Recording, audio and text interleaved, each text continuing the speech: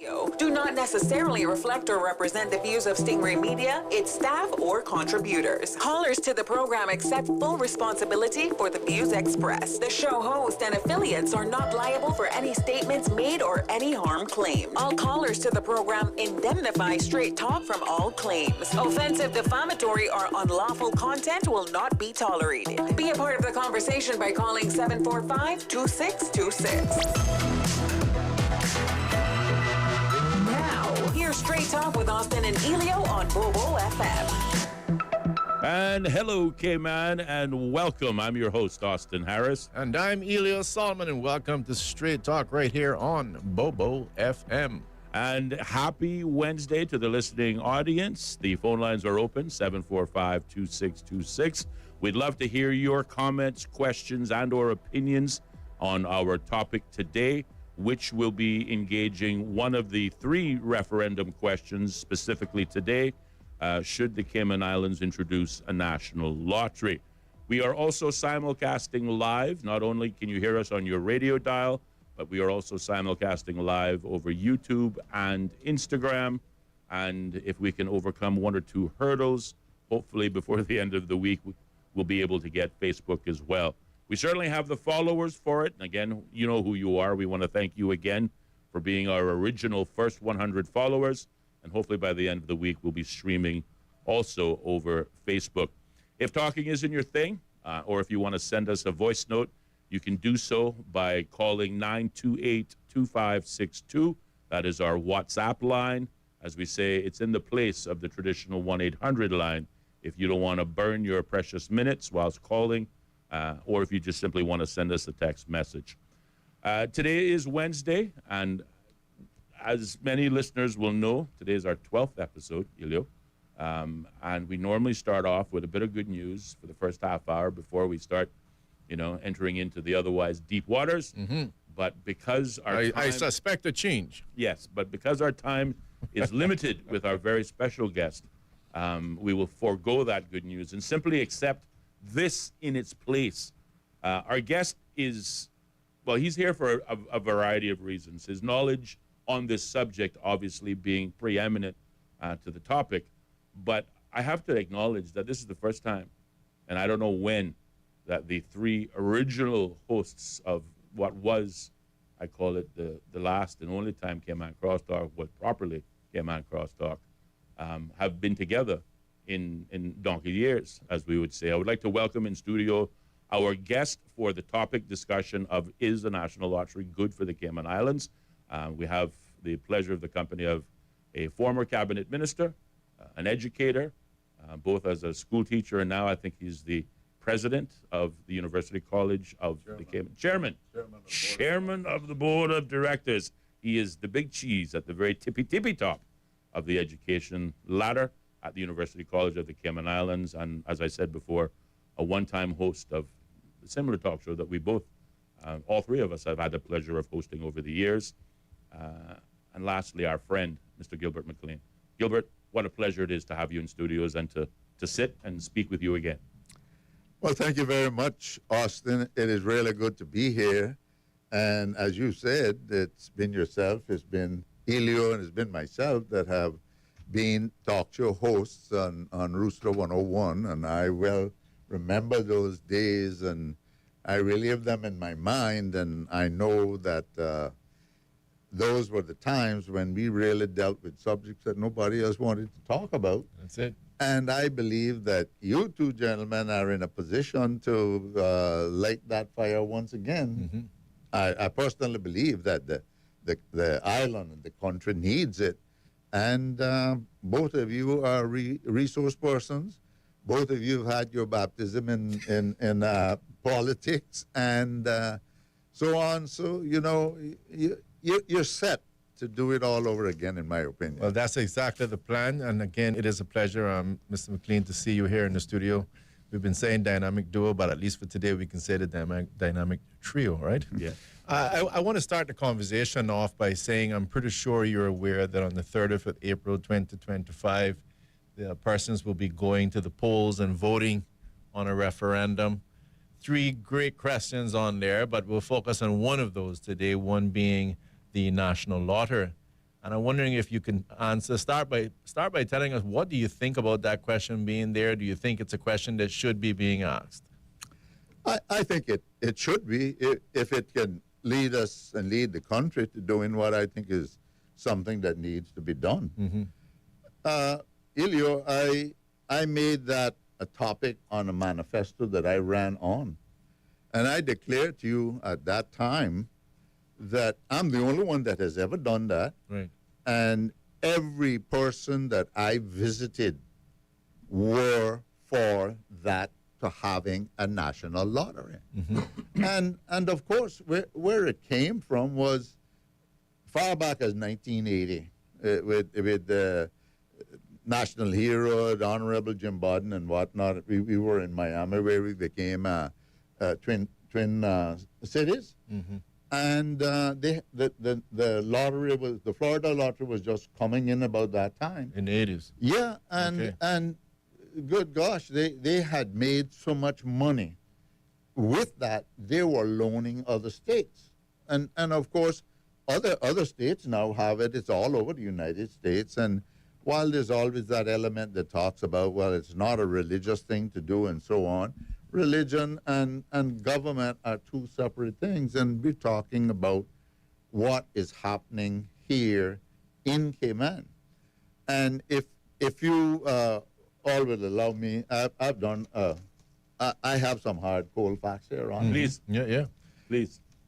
In 1990, in the Finance Committee, I asked Commissioner of Police, Commissioner Thursfield.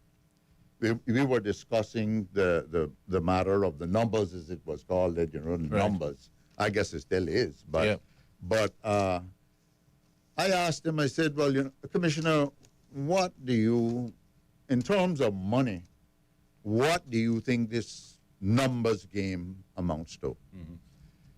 He replied, and it's in the hands of the legislature. He says, we, the police, don't really know. We can't accurately say. But we estimate that it represents about $1 million a week. Wow. That means that if he was correct, and I dare say he was very close to being correct, if not 100%, that was $52 million each year. That was 1990, and I did a little quick arithmetic here, that it's now 35 years since.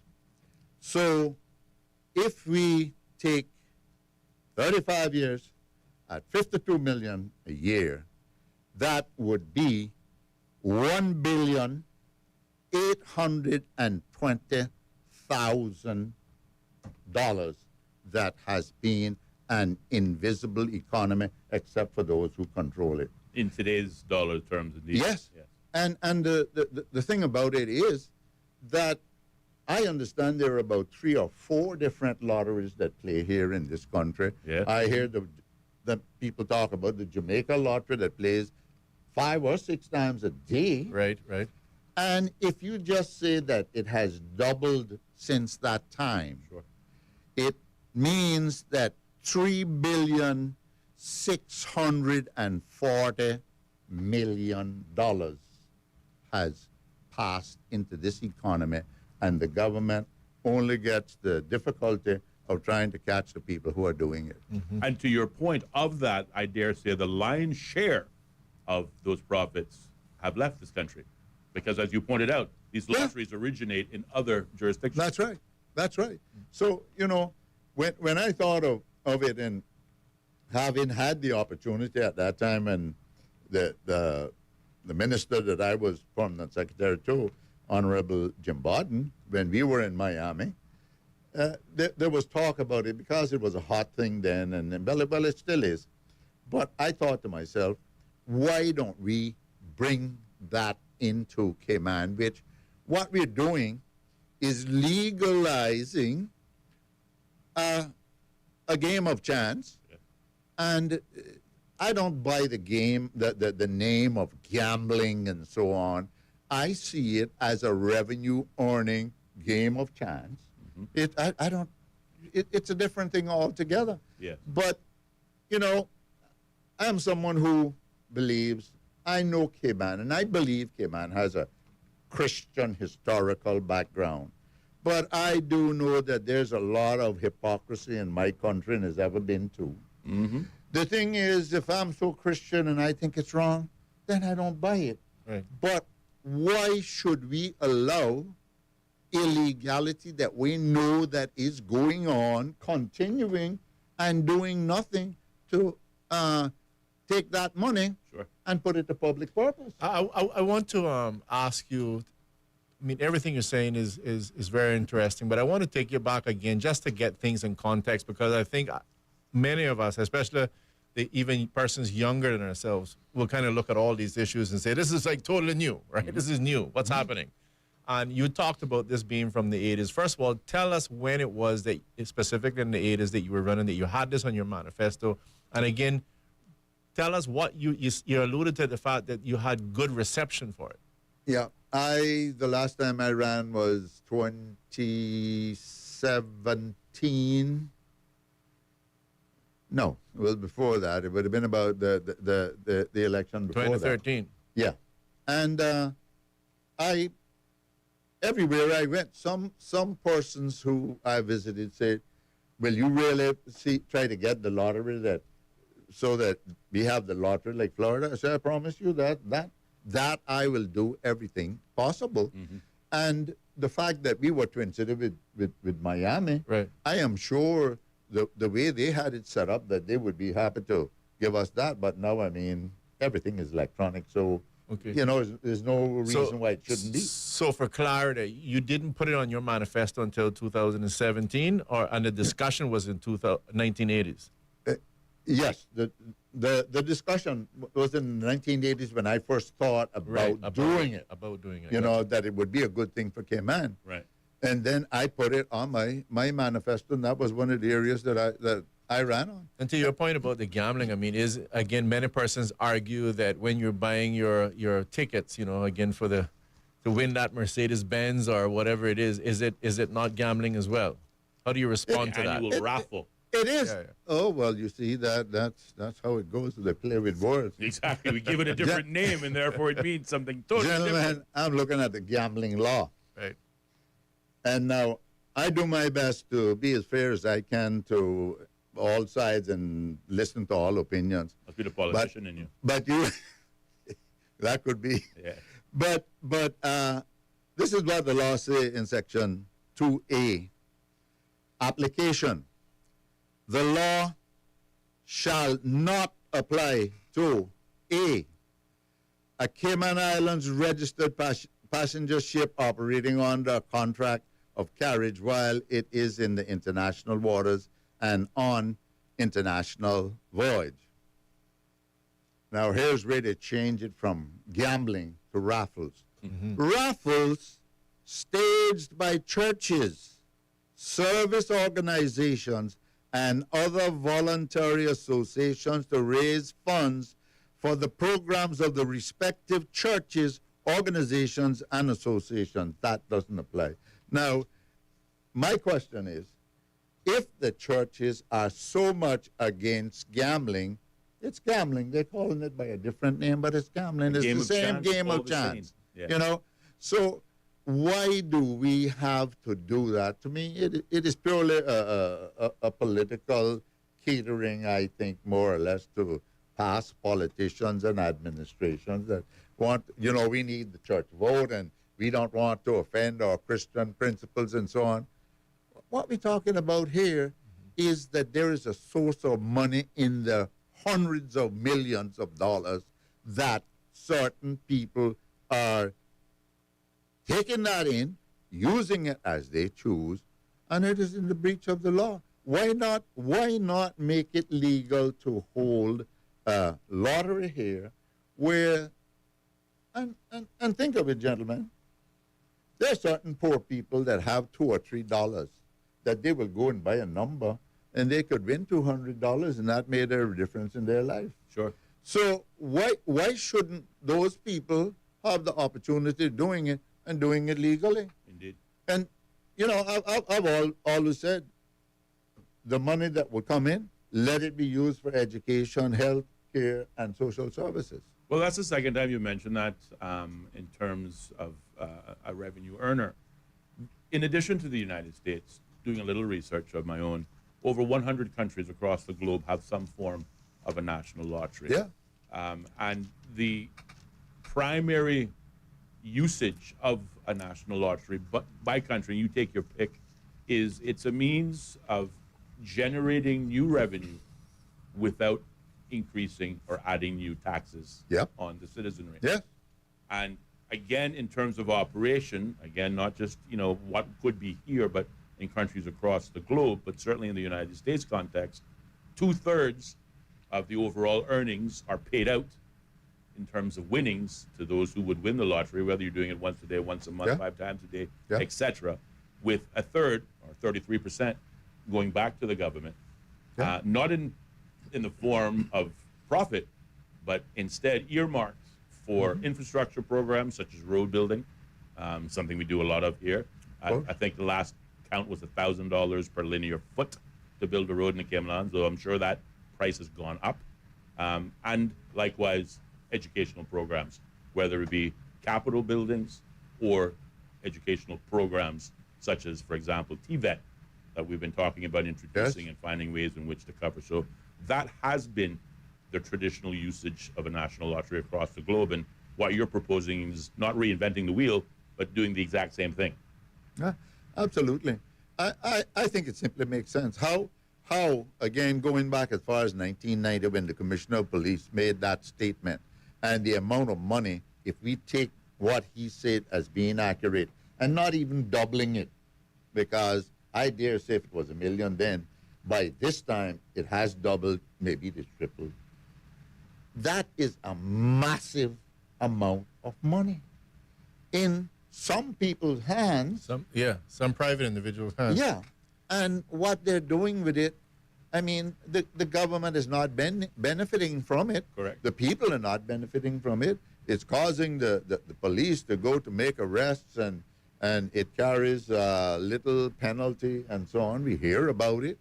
But what is the country getting from it beside being the society that it's happening in, where we know it is happening, and really we, the government, successive governments, have not done anything to harness that kind of money. No, some people state that gambling, or in this particular case to specify it, the lottery, is a poor man's tax. It's just another way of taxing the poor man. How would you respond to that? Well, I remember being part of a debate at the university college there once that Billy Adams was quite an advocate against it, and so on, and he presented a lot of stuff of people who got addicted to it. People get addicted to all sorts of. People get addicted to coffee. People get addicted to smoking, to drinking, to everything. It's just what happens in life, So there are those possibilities. There's those negative points of it, and I freely admit it. But when you look at the overall picture, you're talking about this small island that is only here in recent years. We got a national budget up to $1 billion. But good gosh, over the period of time there, it's like $3 billion that has passed through here, an invisible economy. Well, to your point, whatever those disadvantages are in terms of addiction, etc., because those are some legitimate concerns, and then whether it's a poor man tax or not, that is still occurring even under the present situation where it's illegal. Yes, absolutely. What you're not doing is giving government any revenues from it to deal with the addictions and all the other social issues that come along with it. Definitely. And if I can just say, put another way, I think poor man tax is a fantastic way of saying it. But as has been argued, the opposite side of the coin is that in the first instance, a national lottery, and this is again, because it is an operation global, you can measure some of the unintended consequences. So this is not an imaginary negative. It is what has been proven. That low-income households tend to participate in a national lottery much more than a high-income family. But what compounds that problem is monies that should or would otherwise go towards household expenses we're gambling the chances that, well, my utility bill is due. It's still more than I can afford right now, even with the cash I got. Instead of putting something on it, I can buy a number and then hope, take a pray, chance and if I wish, win. take a chance that I get a windfall that allows me to pay the electricity bill and my groceries. Yep. But again, because it is a game of chance or luck, oftentimes the negative is what happens more so than the striking gold, and that is therefore part of purveying the negative aspect that comes with the positive. Yeah, that becomes a repetitive argument, and it's true. I mean, I know friends who I can think about at least two right off that were with me in my days in government and so on, that they had to buy the numbers. It was, and it's known. It's a compelling thing. It becomes psychological, and one recently passed, and she was given in a major way to this thing of buying numbers, but at least whereas she could be subjected to being arrested if she was found doing so, if she could go to some gas station or wherever, like it is in Florida, and buy it, at least she wouldn't be placing herself in a position where she could be arrested for doing something illegal. And just to throw out a couple of things that I think people would and should have to consider as we talk about gambling. So there is a situation where you get a lot of the crime element to it. Is, for example, an individual goes out, purchases a particular number, he or she wins, and for some reason, this particular person who isn't a registered dealer doesn't want to pay. Well, you can't really call the police in and ask them to enforce the social contract. Right. Because it's an illegal thing, so you can't enforce it. And this is where people will take matters into their own hands. Yep. And then again, the same thing happens where in this particular case, a legitimate or a dealer might have a bookie and the bookie steals from him. Again, I can't enforce it. So you start to get all of these crime elements that's coming out of something that is not properly legalized and authorized. The element of gambling is always something that has concerned me. I mean, in my environment growing up, I saw a lot of it. Yes. And it's a case, as Austin was alluding to just now, where, somebody's supposed to buy milk. But they take that gamble that if I do this, I can buy a lot of milk. Yep. Yeah. But oftentimes there's a lot more losers than there are winners. Yeah. Now, when the person goes ahead with the lottery as well, there's a situation where government needs to put the other side of the balance sheet, and the other side of the balance sheet is when you have persons now that you've legalized it and they need help from that addiction. You now have to have that office that's going to be able to offer them some support. Otherwise, you're not such a good citizen. So it clearly chunks and eats away on whatever profits it is, if you like, that government is making. But how do you answer some of those things? I mean, do you think it's just part of the course, and at the end of the day, it works itself out? How do you respond? I believe so, because like the Florida lottery that I keep referring to. Right. If you hit a billion and it has reached there, you get 60%, and the 40 goes to the state. Mm-hmm. So I mean, and while it is accumulating to reach the heights that it has been in the United States, at least, that is money that is coming in. And until someone gets real lucky and hits the jackpot, that money is there. Yes. And at the time, in 1980, again, I go back to that, it was something like 20 billion, which was a whole lot of money those days. Don't have the same type of impact these days. But Florida was actually loaning money to other states Yes. that they had accumulated, Absolutely. Yeah. I think that we have about 2 minutes before we have to pause and check in with the top of the hour news. And I think you both are touching on the same aspect of what are some of the negative connotations or negative consequences that are attached to the positives that have already been mentioned. Another one is a bit more controversial than per se the poor man's tax, or we should have bought milk, but we bought a lottery ticket instead. I don't think that's controversial. It's a simple matter of fact, and it can be explained away. But as you pointed out, it is also happening in today's environment.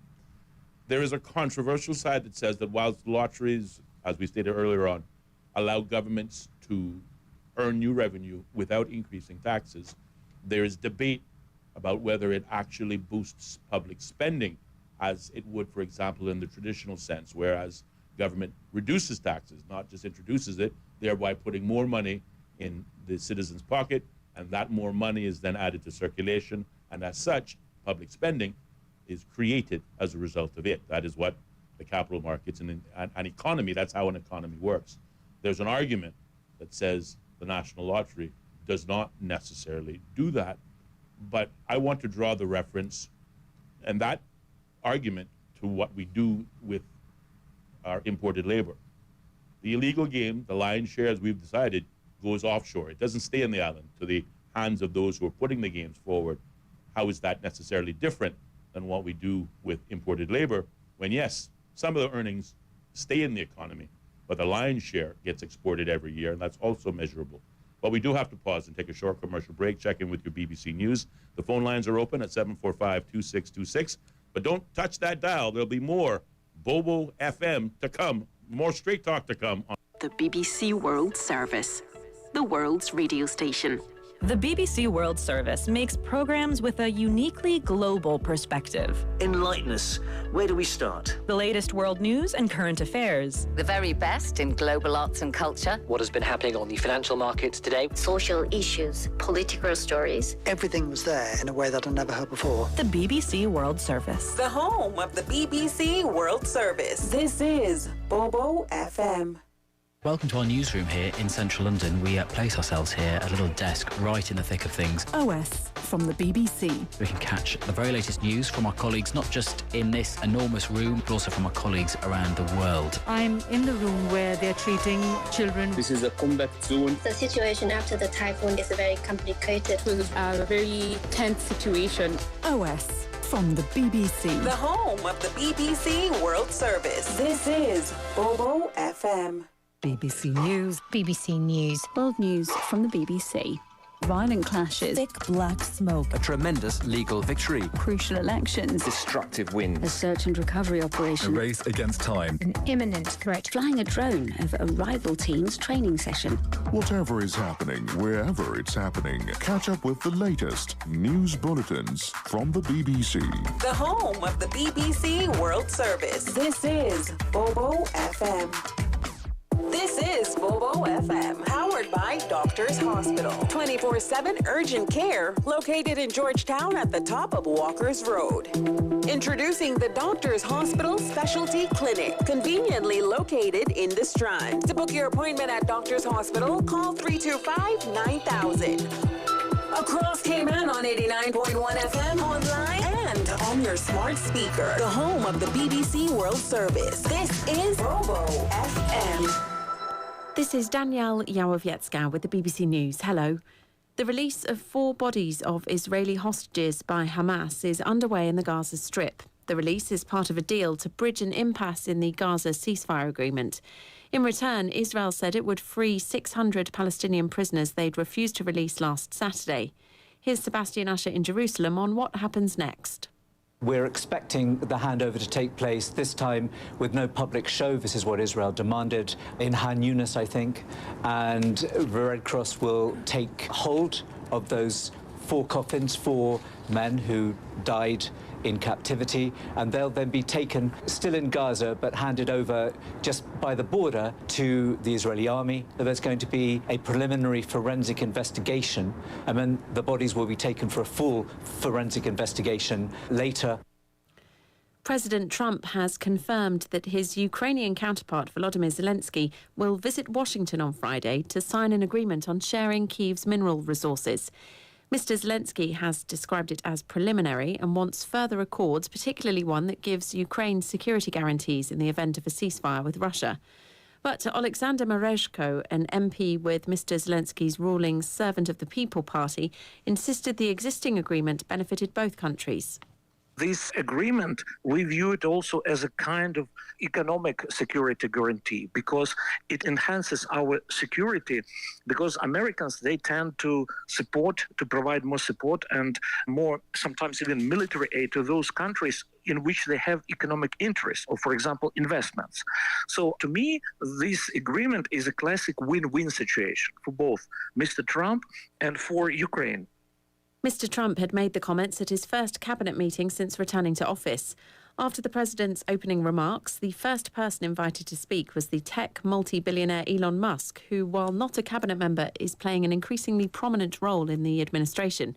From Washington, here's Nomia Iqbal.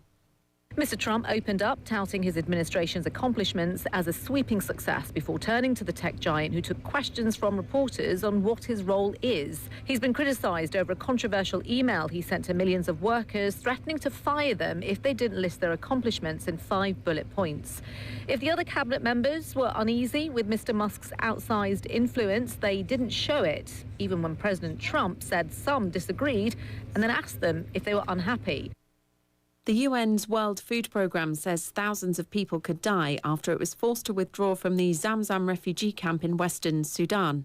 Home to almost 500,000 people, Zamzam in North Darfur State has been caught up in heavy fighting between the Sudanese army and the paramilitary RSF. You're listening to the World News from the BBC. The far-right Romanian politician Călin Georgescu has said his arrest on Wednesday was a desperate initiative by the Romanian authorities backed by Brussels. Mr. Georgescu is accused of 6 charges, including supporting a fascist organisation and instigating acts against the constitutional order. He'd unexpectedly topped the first round of the presidential election, which was subsequently annulled. Mr. Georgescu was detained on his way to register for May's rescheduled poll.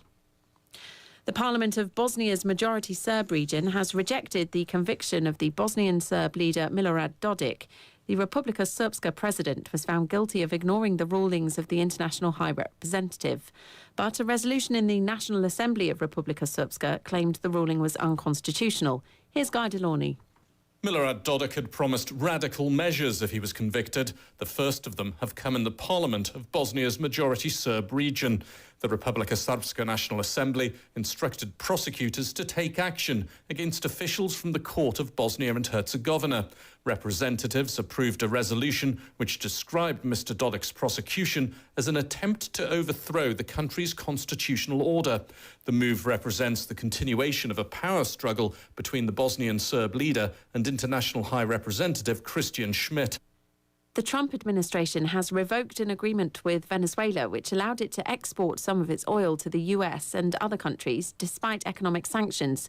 The concessions were signed by Joe Biden in 2022 when the US was trying to access alternative sources of oil following Russia's invasion of Ukraine. The US Health Secretary Robert Kennedy has said 2 people have died in a measles outbreak in Texas. One was an unvaccinated child. The identity of the second is not yet known.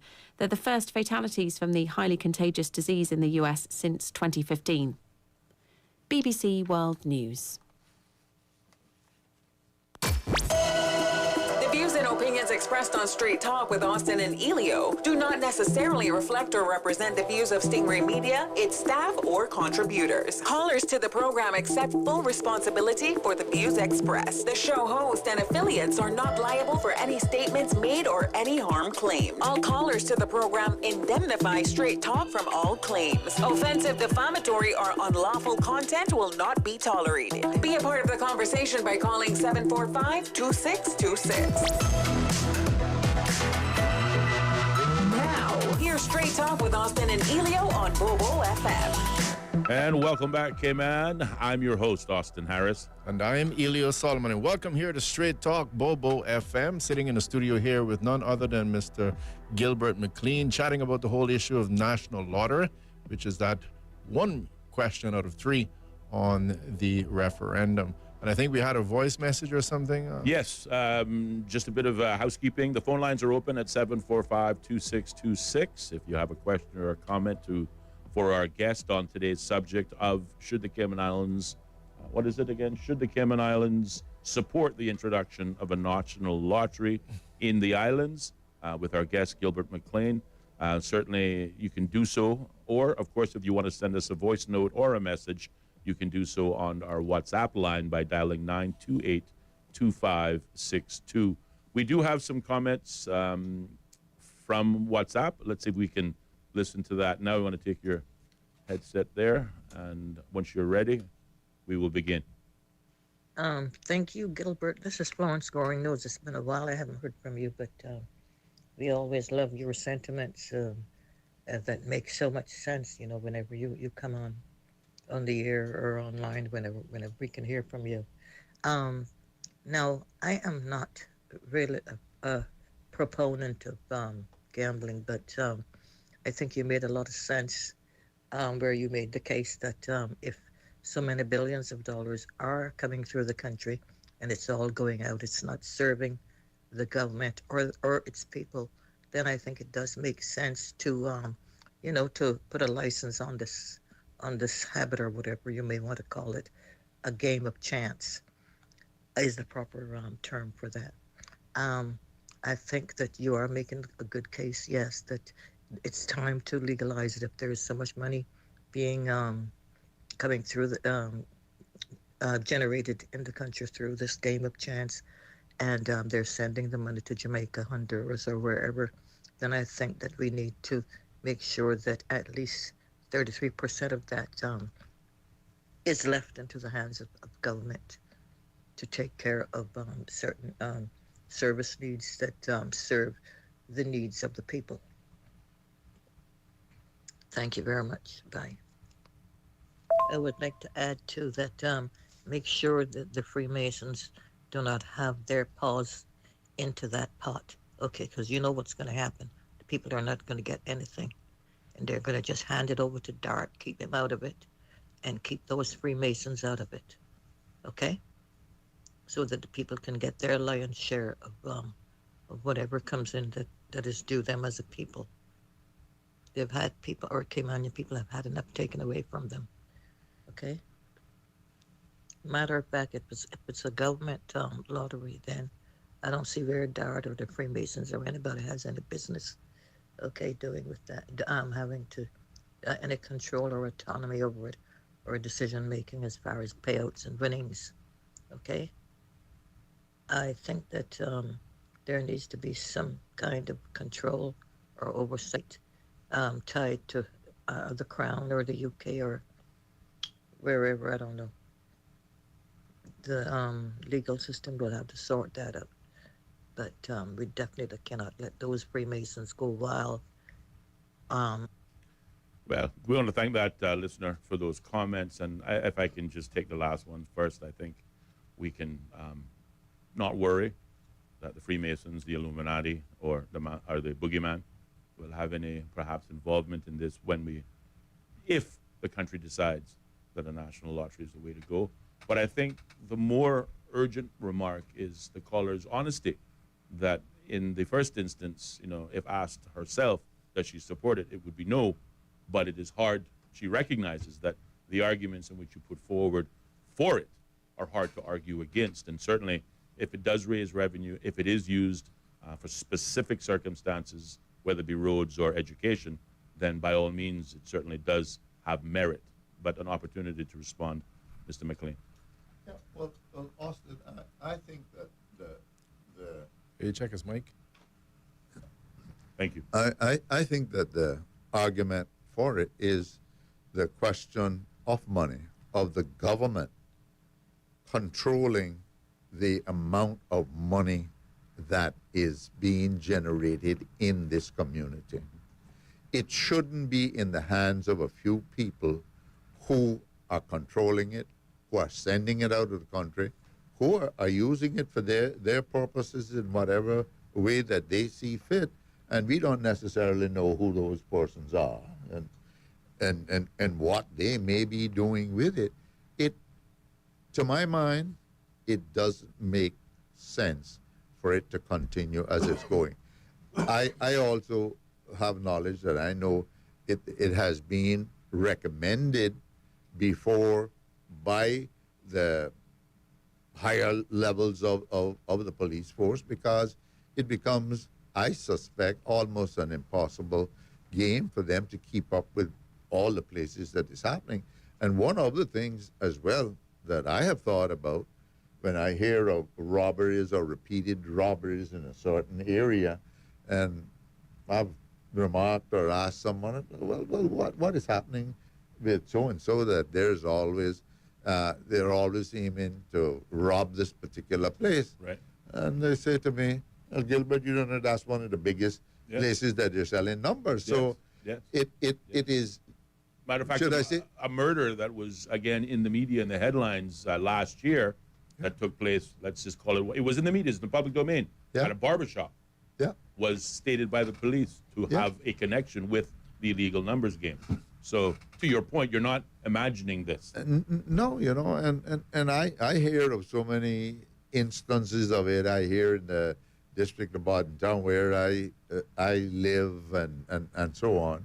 So, does it make for good governance for our government, whichever one, to be aware that this thing is happening and realize that it is ongoing, it's not stopping, and some positive move is not made to become the people or the entity that's taking in this money, that they can help the public good, you know. But also to the caller's point, and I think we're all in agreement of this. Certainly, if it is a yes, and the yes wins at the referendum, we're assuming at this stage I hope it does. there is a yes. I really do. But if it is a yes, and the government is given the go-ahead to pursue, development of a national lottery, we would assume, as the standards that Ellio spoke of, that shows the virtues of taking an illegal game and making it legal and standardized with a policy attached to it, removes the potential for that criminality aspect. So we should see crime reduced, but also we should set specific criteria even for government, because as we've seen in the past, governments have raided, for example, environmental protection funds for purposes that are not environmentally related. So whatever earnings, if it is 33%, it should be earmarked for specific programs as opposed to added to general revenue, which of course, as you know, general revenue is just that. It can be used for whatever purposes, for whatever government's leanings. But if we offer that added protection, to the caller's point, to ensure that if we introduce it, these are the criteria that we want to follow, so that any profits or proceeds from it go to specific programs and not to whims and fancies. Well, I'd say something about that before I enter into some other stuff that I wanted to mention. I'm a person, my personal view is I'm very reluctant to tie in the government's hands, right? Because you can't calculate for all the circumstances. So where I agree with you in principle, that if something is earmarked for the environment, it should be for the environment. I think that should and could be done, but I believe there should always be some sort of, let's put an emergency provision. It might be that it requires 2/3 votes in the parliament, whatever. Right. To me, you don't know the future that well to say here's a government that can't help you. The horse dying waiting for the grass to grow, because there's a provision that absolutely makes it ironclad that I cannot touch that money. Sure. But I hear your point. I take that on board, and I would just simply add to you, I think you're absolutely, that's completely legitimate. And we all would agree that we believe that cabinet or parliament should be supreme in this country. And as such, those provisions for the what-if scenarios should allow cabinet that flexibility to do that. Absolutely. I wanted to go on to chat a little bit more about the fact that you raised about gambling and what happens, via raffles. I think you mentioned subsection 2A or something there, where there was a carve out of raffles, for example. Yeah. And if I take the common sense approach on this, gambling can be defined, and this is one definition. Gambling is the act of risking money or valuables on an event with an uncertain outcome, primarily with the intent of winning additional money or prizes. It typically involves elements of chance, luck, and sometimes skill, with common forms including casino games, sports, betting, lotteries, and card games.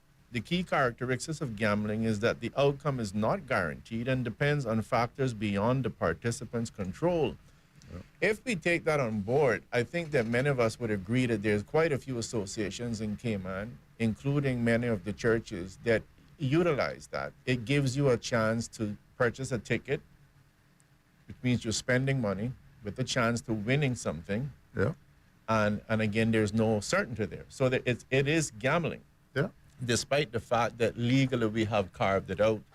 And the other question, I think, is, does the Bible actually expressly state that you can't gamble? I don't think that you can find in the Bible where it's specifically stating that you shouldn't gamble.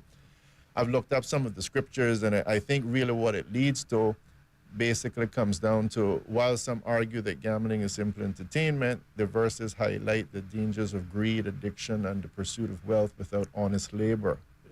And I think that that's what the Bible is leading to. It's saying, be careful when you're entering into things like, oh, that's quick money, I didn't have to work for that. It is saying to you that leads you in a direction that is going to be damaging for you. It doesn't expressly state gambling, but that could be happening with a lot of things. Well, I just checked this guy because, I can get some easy money. And, we can go right down the list: gambling, prostitution. There's a myriad of different things that leads to quick and easy money. And I think that that's the evil that the Bible is trying to steer us away from. But I say all that and mention that it would seem that, unfortunately, if the churches are taking a position of remonstrance against gambling, that they've kind of undermined their own position by engaging in what we call raffles, even if it's legal or carved out under subsection 2A, which is most unfortunate because you're then not really following the word. I don't know if you want to comment, but if I've said enough, maybe. I think you have tied it in very well, because what you've cited there, that's biblical. Mm-hmm. The greed, the quick money, the this, the that, and the other. These are the things, the traits in human beings that he's trying to avoid. Yeah, exactly. So that applies. But you made another point too, and while I agree with what Austin said, that he would wish to know that it was earmarked specifically for certain things. Yeah, used for purpose, yeah. I believe we get lost in Cayman to a large extent, that, this money is specifically and only for this, and if it's spent otherwise, it's this, is that. Corruption, they like to use. That word that's thrown around so loosely. Oh, yes. But the point is missed, that there are times, or there could possibly be times, of emergency, as you have cited, and the people whom the people have elected must be able to act on their behalf. Yeah. If let's say we had an earthquake that, God pray not, there was a tsunami and there was major damage. Yes. Yeah. We need then to find money wherever it may be, into some fund. Yes. Like what happened during Hurricane Ivan. I mean, the government simply had to go to find money where it was possible. In fact, that's what we often say, and you've said it. We save for a rainy day. Yeah. And again, you don't want to tie the hands. But I don't want to go too far off our track. But I think it's important to share this with the public. I remember while I was in office, we had a meeting, a caucus meeting in which the governor at the time attended. This would have been Mr. Duncan Taylor. Mm-hmm.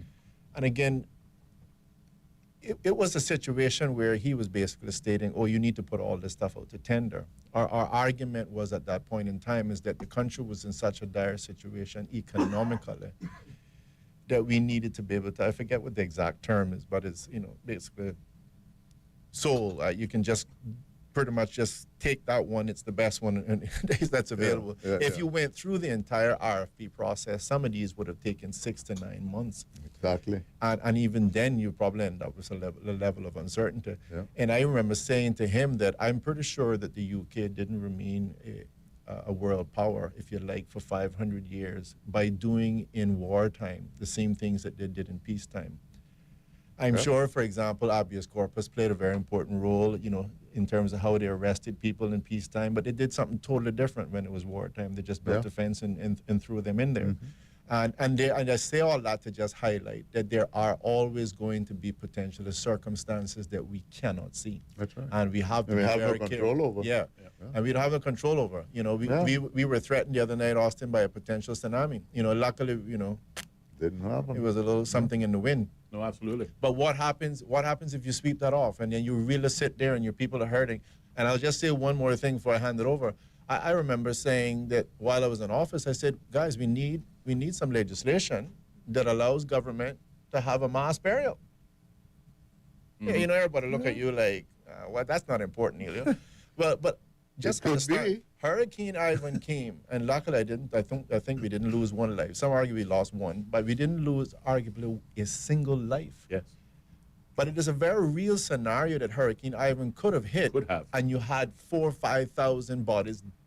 And if it had hit in the night, I believe we would have had lots of them. Right. Remember, to your point of an earthquake, another catastrophe that you hope never happens, but you could see very quickly if a building collapses, for example. So I'm just highlighting this to show you circumstances. Legitimate what if. Circumstances of the what if, right?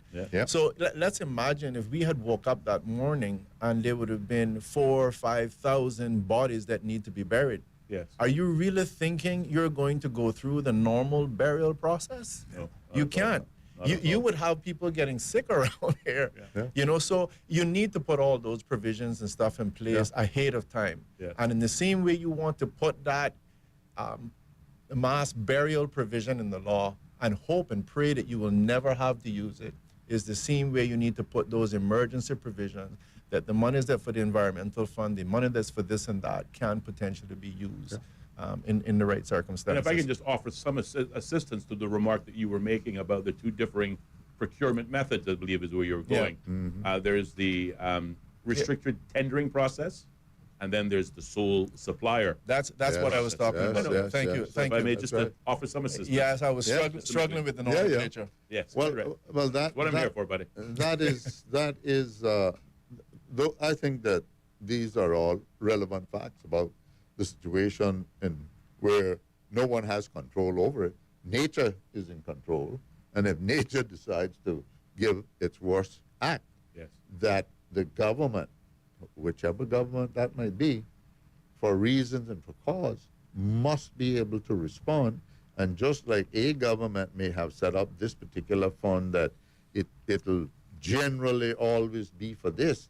If something happens there, then that has to be changed or loosened temporarily to be able to assist what is happening in the society. We have a caller, but I want to add two things after we take the call. Yes, please. Let's go to the phone lines. Good evening, caller. You're on the air. Good afternoon, gentlemen. Good afternoon. Good afternoon. Good afternoon, sir. Thank you for your call. Yeah, Mario Ebanks here. Good afternoon to Mr. Ellio, Mr. Austin, and Mr. Gilbert McLean. Ellio. I just have a couple of quick questions on the subject you're discussing. I didn't catch the first part of your show, so maybe you discussed this at the beginning.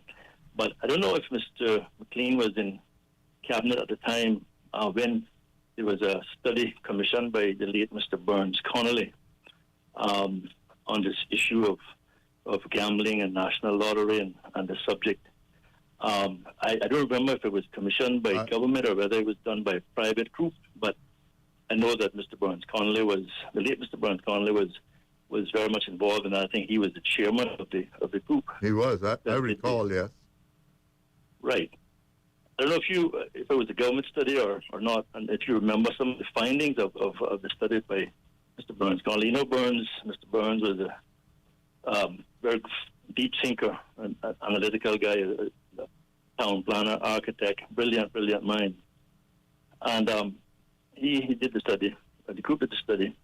And some of the findings of it is that they looked at the size of the market, Cayman Islands being small jurisdiction, limited population, and they looked at how could that size of a market support a lottery or any kind of gambling of that nature, but especially at that time it was the national lottery.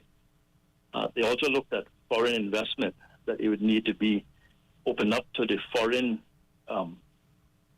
gamers as well, which means that a lot of money could come into it, but also potential for large sums to go out as well, because just the game of chance, the more you put in, the chances of getting more back or getting winning is greater. It also, the study that Mr. Burns-Connolly also talked about the cost of operating this machinery of a national lottery. And the fourth area that the study talked about was the cost benefit, the cost of administering it. And the study didn't do a lot of analysis on the social costs or the cost to this society. But it certainly did mention that. So I just wondered if Mr. Gilbert McLean, who's advocating this, would have any reflection on that study or any thoughts around how to mitigate those potential weaknesses of us at a small territory getting into, a national lottery. Of course, we don't know what it is that we're getting into, because the question of the referendum is so broad that it could be anything, right? But I'm basing this on the fact that the study that was done by the late Mr. Burns-Connolly, was to do with, gaming on a national scale. And so if you take that as the context, I just wanted to pose those questions based on what that study said. And finally, gentlemen, I would certainly favor something to create a fund for infrastructure, environment, social building, social fabric building, education, etc., and a fund for Rainy Day. But the idea of a sovereign fund, I believe, has a lot more potential. And you remember our dear friend departed, another icon, Mr. Darrington Bowe Miller, talked about the infrastructure fund. Infrastructure fund. Yeah. And he was pushing that and talking about that. Again, a very, very sensible proposal. So I just want to leave those logs on the fire there for you guys to think about. But I certainly have some concerns about the viability of a national lottery unless you have those weaknesses addressed. I thank you, sir. Thank you very much for those comments. Gilbert, obviously you've heard the caller's remarks. I don't need to repeat them, but certainly the first question, the preeminent question in terms, I think, addresses how you started, and that is listing the earnings potential, the numbers you were giving in the billions of dollars, obviously using figures from other jurisdictions. The most noticeable fact of that is that you're using other jurisdictions that are, in some cases, 10 times the population size of the Cayman Islands. So there are some legitimate concerns outlined by the late Burns-Connolly, but an opportunity to respond. Yes, well, I think that if a lottery should start in Cayman, it would need to be decided whether it would be open to non-Caymanians or foreign investors or people who want to buy in on the game of chance, or whether we do it here, because the numbers that Commissioner Thursfield was talking about was being generated in the Cayman Islands. I see. Sorry. I stand corrected. I stand corrected. It was what was being generated here in Cayman. Okay. A million a week. $1 million a week. So $1 million a year. it would depend purely on managing it, how the law was written, and my research or knowledge has been related more to the Florida lottery. But I certainly remember what Mr. Burns-Connolly did, and I talked with him, and he talked with me about it, and he, at that time, as I recall, he said the largest one that he had researched was El Gordo, which I think is in Spain or is in some European country. Right. He said that was the biggest of the lot. But as I recall, he generally favored it. And I don't recall whether it was the Chamber of Commerce or some other entity that set that up and for this study to be done. Right. But I don't know where it might be available now. As I mentioned before, we took the call. There was definitely at least one or two things that I had want to mention. While I was in office, we actually hired, and again, I don't remember all the specifics. I would encourage someone who's very interested to do an FOI. But while we were in office, we had some consultant do business case, if you like, for a national lottery.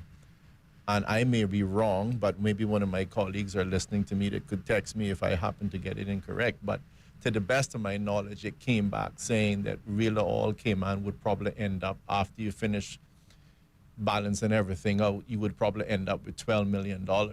And again, that was the figure I heard. And I would also state that you know, just to make sure to preface the things that you had mentioned, is that when Mr. Thirschfield at that point in time gave you those numbers, those were just his estimates or guesstimate. Yes. Yes.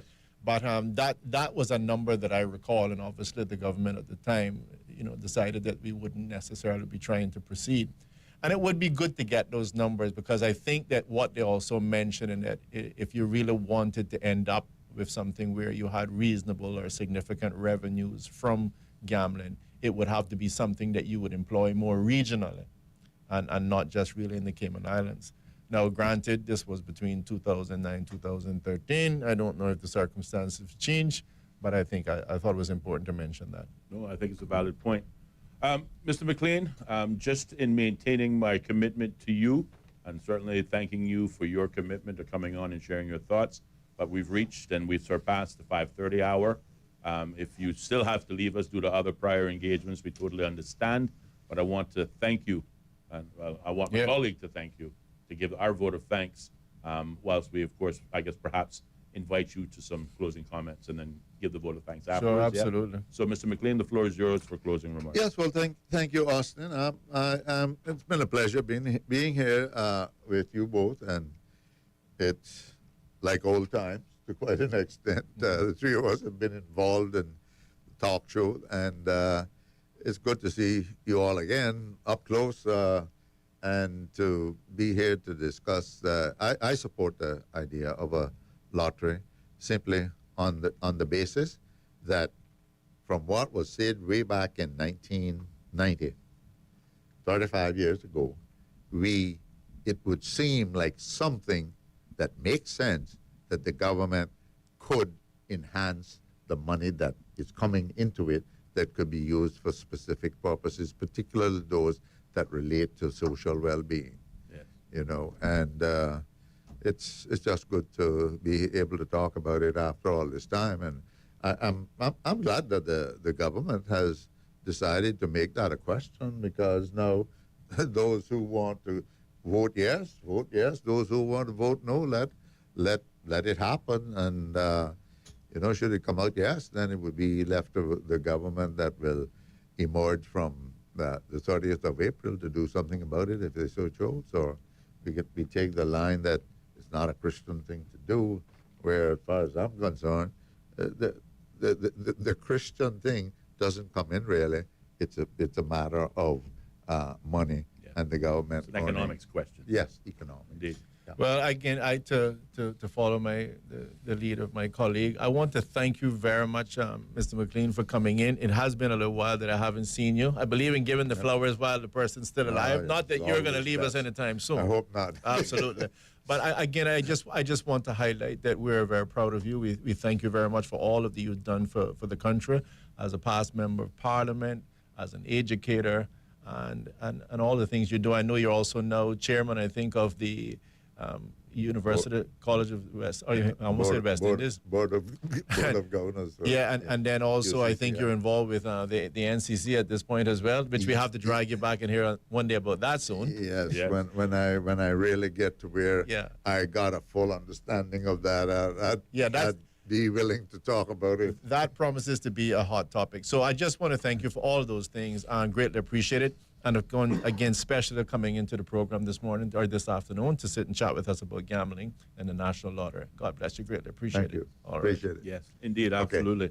And certainly we will allow our guests the opportunity to wrap up and leave the studios, whilst, of course, we continue on at least all the way till 6 o'clock before we have to pause and take our next commercial break. Yeah, there was one other point that I wanted to raise about the gambling thing too, is the fact that, you know, even the fact that we might end up that you could have a legal lottery, if you like. The unfortunate reality is that it doesn't necessarily stop the other lotteries from going on, right, and from being able to be conducted illegally. Yeah. So you don't even have the blessing of saying, oh, well, if you do this, then the other one goes away. I always have a challenge, similar with Lauder, like I had with the whole issue about marijuana, is that you see, when you legalize something, you're almost guaranteed that you're going to bring new parties to the table, because a lot of people will not engage in something simply because it is illegal. Yeah. But the moment it becomes legal, or even smells like it's getting legal, you're a smell test. I'm stealing that from you. Sure. Even when it starts to smell, Yeah, it's not quite right, and something is spoiled and wrong. Ellio, this is not smelling right. No, it's not. At that point in time, it still encourages persons to get involved. And so these are some of the concerns that I have. Yeah. And again, I'm saying that because if I think particularly, and by the way, to rewind, I remember having a similar discussion on the whole issue of the Constitution. I remember one time a pastor calling, and I won't call his name, that's not relevant. And his argument was that he didn't have a problem with the Constitution, and I stated, but it has freedom of religion in there. And he said, well, I don't have a problem with that. I said, but how do you not have a problem with that? Because again, according to the Bible, it would say that, first of all, this law would mean that if someone wanted to create a golden calf and worship it, it would be allowed under the Bill of Rights that we have. Mm-hmm. And that surely runs against the Bible. So I don't understand how you're saying as a pastor that you can say, I support the Bill of Rights. And I think it's something similar with this, because I say when we put something in place, we need to bear in mind that there's going to come a generation after us that's not going to even have the historical context that we have. So when you get up and you talk about, for example, the Bill of Rights with certain freedoms of religion, you and I will say as adults, that doesn't bother me. They can put two calves up inside of there. Don't make no difference to me. But you say that because you were built on a foundation. You were built, if you like, on a constitution that was different. And so you can't be swayed. But you have to be putting something in legislation that is considering the little kid that's just going to school. Yeah. He's in primary now. And he or she is going to be growing up in an environment where there is all of these things that's normal now. A golden calf, and I worship two snakes, and by the way, freedom of expression now includes being able to put a cross upside down in a bowl of urine. Whatever it is, that is what you have to be doing. So just like I spoke earlier on about saying, putting in that emergency provision because we don't know the future, it is the same thing. I am putting this legislation in place, but I have to consider what the future is. And now what you'll be saying is you're sending the kids to school, and somebody's going to be saying, yeah, but you don't get in a real big problem if you smoke a spliff. Back in the day, you see, you had to go to prison, but no, you don't have that problem. You get one little spank on the hand. Right. And I'm saying to you that equally is going to cause a lot of persons to try it where they would not have tried it if it was illegal.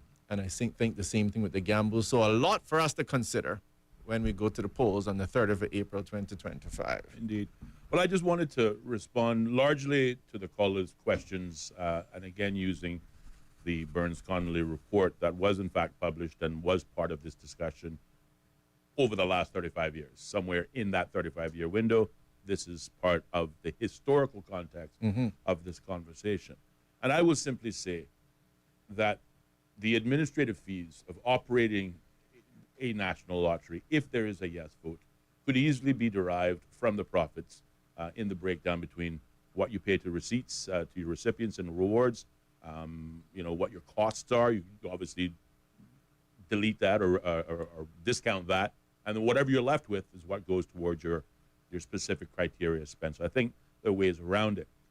However, to the caller's point, there is the phenomenon that the public sector always will find a more expensive way of administering the same programs than the private sector would. And there is a legitimate reason behind that, and we could get lost in a long conversation for that. But just to draw the simple distinction that there is a difference between public sector management and private sector management, and particularly in terms of the checks and balances approach, that is absolutely a requirement. But again, we can get lost in that conversation. It's a good one to have, though. It is a very good one to have because I think it speaks to the larger question that many times people say, but why does it always cost more when government does it as opposed to private sector? But I think the preeminent, reality here is that let's assume for a second that it is going to be a yes vote to the question, should the country introduce a national lottery. This isn't a program that we have to start from the ground up in the sense that we have to now envision, reimagine how perhaps one should operate. Because as I stated earlier on, in addition to the US, a national lottery is commonplace in over 100 countries across the globe. So we can pick, choose, and refuse from any one of the blueprints to determine what works best for us without having to reinvent the wheel. Again, when we talk about what type of lottery it could be, again, there's three most common models. There's the number picking game, there's the scratch tickets, and of course there's the more immediate gratification, scratch and win. You know, like you sometimes get from Burger King or Wendy's, you know, scratch and say, oh, did you win a free burger today? Oh, nope, try again. But, you know, that's the type of thing.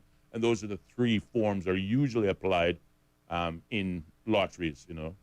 Again, there are enough examples globally that we don't have to reinvent the wheel. We can just simply use what's available and then fine-tune it for our purposes. But overall, 35 years is a long time to be having one particular debate and still not having a final solution at the end of the day.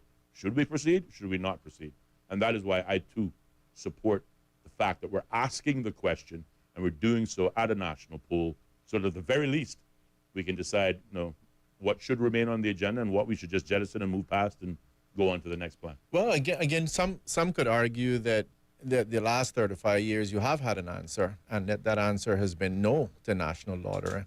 And it is simply a case that those who would like to see a national lottery continue to just keep pushing it. And there's arguably nothing wrong with that either. Yeah. Whatever you believe in, I think you have a right to go ahead and push it, whether we think it's good or whether we even think it's bad. Yes. And you know, I think it's a very interesting discussion, and we should have it when we talk about why things are so different with government. Well, I can tell you, you have an attitude right now from a lot of persons that everything that's political, everything that's government is corruption. It's corruption, Austin. Yeah. And this makes it, and you need to be clear that, you know, I couldn't do a garbage cleanup without having arguably 32-step processes, right?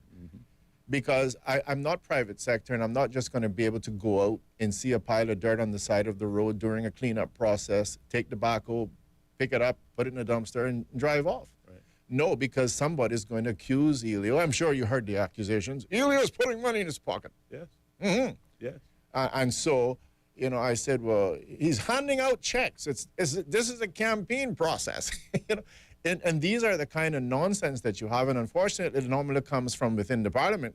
Yeah. And you get that, and so what do you have to do? You have to say, okay, before we move that trash, I need you to take a photograph of it, because I need evidence that there was trash there, right?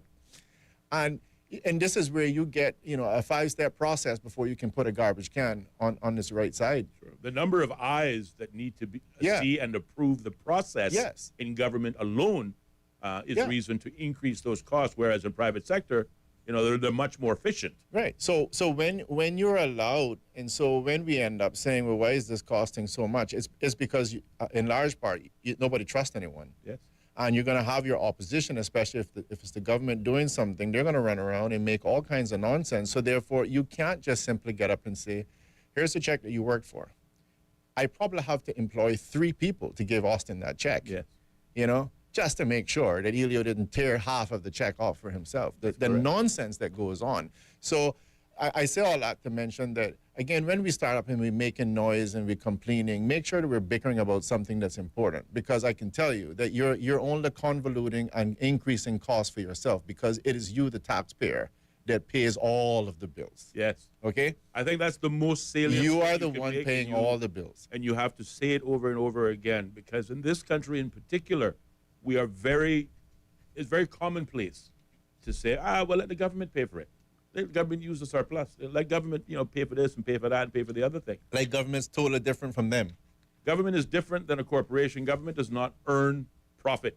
It collects fees for services that it provides to the public. But all monies generated by the government come from its citizens. Right. So it's taxpayer dollars. Yeah. So when you say, let the government pay for it, what you are saying essentially Let me pay for it. I'll pay for it. That's it. And if I don't have the money in the kitty today to pay for it, That's it. then the government has my permission to increase my costs in new taxes so that, again, I can pay for it. So that cannot be overstressed and underestimated when we say make government pay for it. Yeah. Because the government represents the So people. when we hear people running around, I'm behind the Department of Environment taking that next one to court. They need to stop it. Well, I want you to know the DOE or whoever it is, they're spending your money. Yes. They can keep racking up lawsuits and taking one department, the next department to court. Just understand, be clear. If you don't like the permit fees, well, it could have something to do with the lawsuits. Yeah. If you don't like the garbage fees, it could have something to do with, you and I are the taxpayers. We're the one paying for it.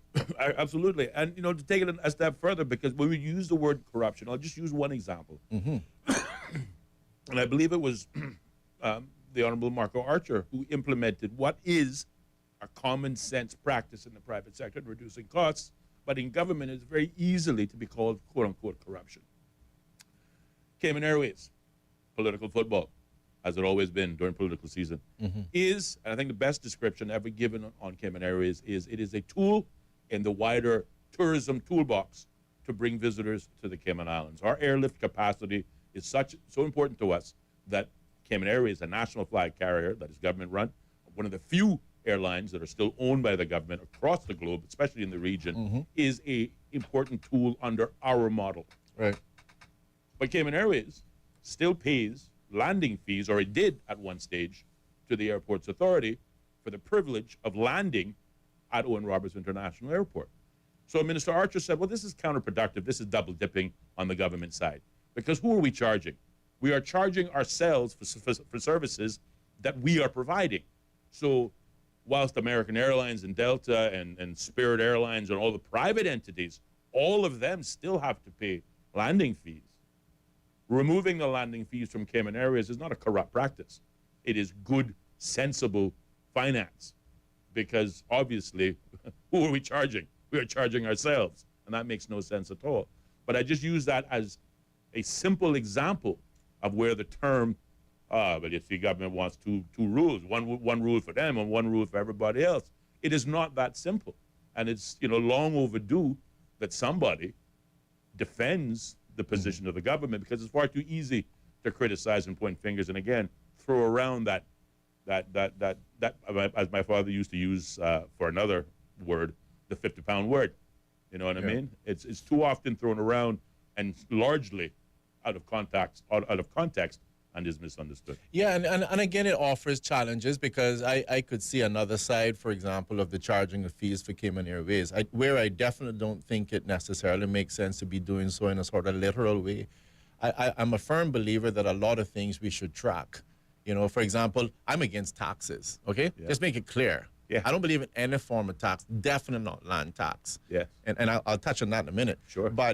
But I believe that you need to operate things almost as if you had a tax, because what that gives you is some very significant data that allows government to make certain decisions. Agreed. Like I remember when, I don't even think I was in office at that point, but it was even in terms of how the stuff was being done at customs.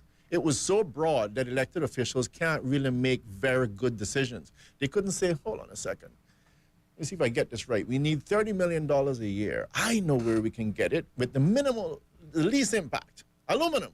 Yeah. They can't. So you ended up always getting it like, it all goes on bread and milk, right? I'm just using that as an example. Yeah. It just goes on this broad thing that's probably not where you should go, where you could go in an industry and pick on a couple of different things that gives you the revenues and has a less impact on the average person. Yes. Because the average person might not be dealing with the importation of copper or aluminum. Right. And I just throw that out because I think that you would want to track some of that information so that you could sit and say, let us see if Cayman Airways is financially viable, if it's a real business, where are we? Yeah. So I want to say, if they're paying their dues, this is what you're paying. But kudos to him if he says, well, let's not engage in the actual process of payment. Right. Because that's just going to add additional cost. In this particular case, can we just flag it? It's a virtual thing. Yeah. And those things came about as well when we were looking at government departments and saying, you had intra things. For example, in computer services, we used to have a distribution room. Right. Everybody utilized that service. So computer services was viewed as a cost center. Yeah. It's like, these guys are just, so if you just look at that accounting-wise, it was just a big bill. Right. But when you start making it that computer services, even if virtually, pretends that it's charging you $1,500 for the installation of your new computer or at $30,000 for the installation of your network. Yes. Well, all of a sudden, you change from being a cost center, and somebody actually says, this would actually make a darn profit if it was real. Indeed. And it allows you to make some intelligent decisions. But just very quickly on the taxes, Austin, I am totally against taxes, and I want to make that a program one day. I'm going to make that a program. Sure.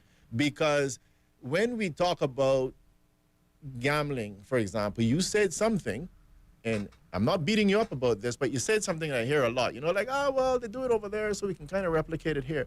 And unfortunately, and that's fine in that case, I agree with that one. It is cookie cutter, we don't have to reinvent the wheel. Right. But I hear similar sentiments, income tax. It's like, guys, if it worked over there, well, why are they still having problems? Mm-hmm. And I'm just saying it because when I was in office, 2009, we received a letter from Mr. Chris Bryant saying implement 2% taxes on the people of this country as it relates to their land. Yeah. And when we did the math and say you'll be putting another burden of $6,000 or $7,000 on the average household owner. Yeah. And in addition to that, understand that if the moment you're paying land tax, you don't own it. It means you're renting it.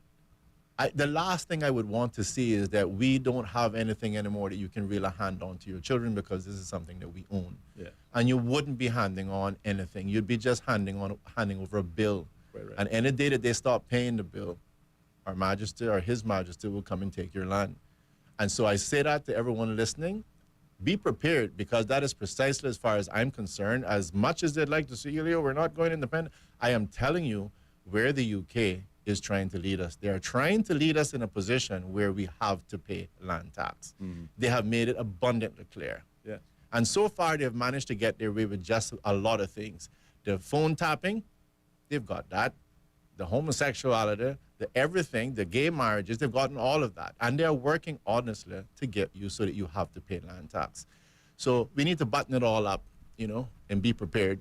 Well, because I don't want to see that happen. Well, to your point, the UK, and if you follow certainly financial services, they apply largely there, but it does apply much broader. To your point, the UK have called the absence of taxation in the Cayman Islands unfair tax competition that exists in the Cayman Islands versus in the United Kingdom, and we're a territory of the United Kingdom, mm-hmm. and therefore one rule should fit for everybody, including the overseas territories. But again, there are a few immediate distinctions, not only least of which is population size.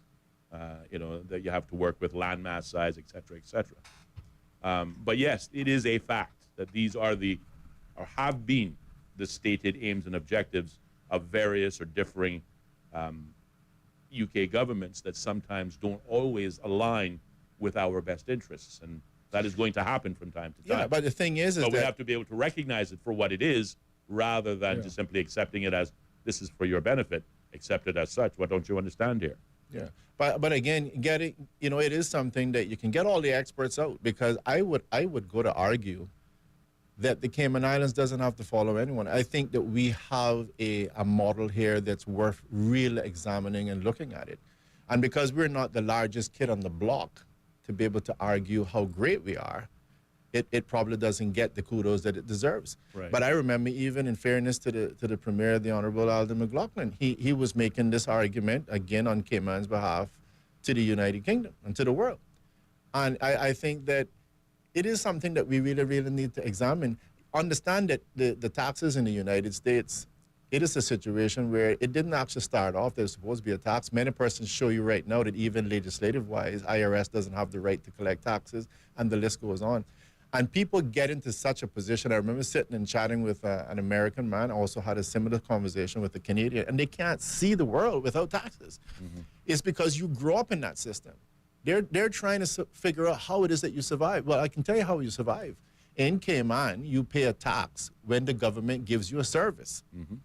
It's a pretty simple concept. It's kind of like a business. Yeah. You pay when you get a service. So if they come and dump your garbage, you pay some garbage fees. Now, if they attach it to your food, it's fine, but you're paying for that. Right. But I was sitting and arguing, saying, so when you're paying all that land tax, what are you paying for? And then they keep going, and you start throwing, and then you see when they hit a wall, and they say, I think I see your point. Yes. Well, you must say You're just paying to keep it. I would say you've made the rarest of progress in getting any UK politician to even, concede that your argument may have potential merit, particularly on the subject of taxation. But if I can just pick you up on taxation as it ties into another point that you made in terms of data collection. Whenever the government collects or asks for collection of new data, oftentimes the immediate criticism is, well, why does government want this information from me if not to introduce a new tax regime? Right. And I'll give you an example.